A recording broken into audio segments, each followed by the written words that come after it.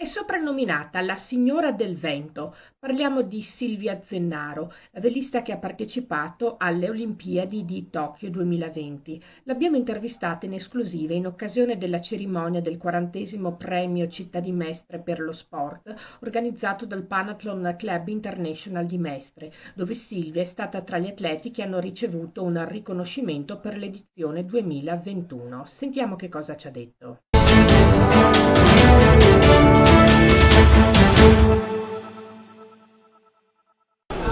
Siamo qui con Silvia Zennaro, che è stata definita la Signora del Vento.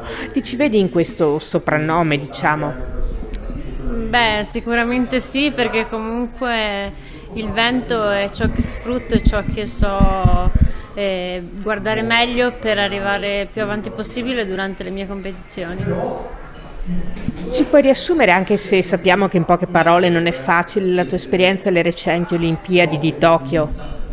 Ma sono state delle Olimpiadi agrodolci, dolci perché comunque ho fatto un bellissimo risultato che mi aspettavo di arrivare alle prime 10, però non pensavo di arrivare così bene, sinceramente, prima di cominciare. Amaro perché comunque gli ultimi giorni mi stavo giocando il terzo posto e quindi per colpa della squalifica nell'ultima prova che sono partita a 15 centimetri in anticipo e questo sogno è sfumato, però comunque sono contenta perché ho veramente dato tutto quello che potevo e anche nell'ultima gara ho rischiato tutto quello che potevo, ovviamente anche sbagliando, però era l'unica cosa da fare se volevo vincere quella medaglia.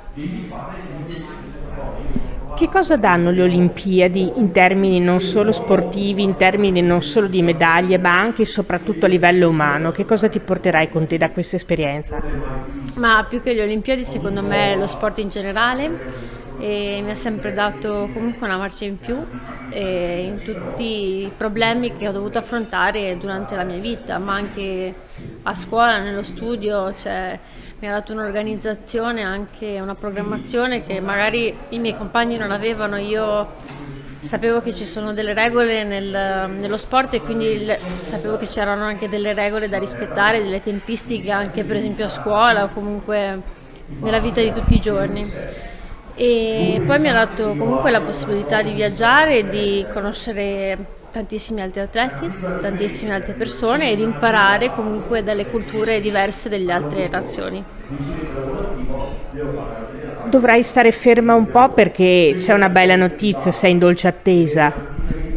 Sì, dovrò stare ferma altri 5 mesi, 6, dipende quando poi mi riprenderò, però spero di riprendermi il prima possibile. La bambina dovrebbe nascere ai primi di aprile, quindi spero a maggio di ritornare in barca perché comunque mi manca e io sto continuando ad allenarmi in palestra perché mi fa sentire bene proprio e mi dà quella energia che mi fa stare bene durante il giorno e ovviamente in barca non ci posso andare perché è un po' pericoloso, però ogni giorno guardo il mare e il desiderio c'è.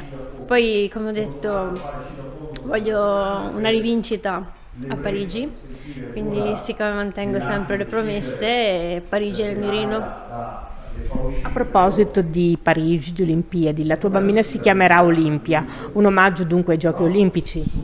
Sì, un omaggio ai Giochi Olimpici perché mi era venuto il dubbio negli ultimi giorni di regate.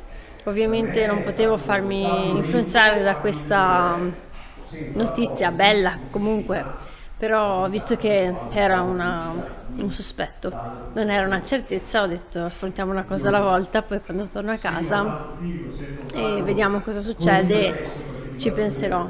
E la mattina dopo essere tornata, sono tornata alle 3 di notte, alle 8:30 sono andata in farmacia e ho scoperto questa notizia e sono scoppiata a ridere perché tutti quanti durante le Olimpiadi mi continuavano a dire: ma Silvia, cos'hai questa settimana? Sei diversa, sei così tranquilla, sei piena di energia, qual è il tuo segreto? E alla fine il segreto è stato svelato. Buon vento Silvia e avanti tutta! Grazie. Ed è tutto per questa puntata di TG Plus Sport edizione di Venezia. Grazie per essere stati con noi. Arrivederci.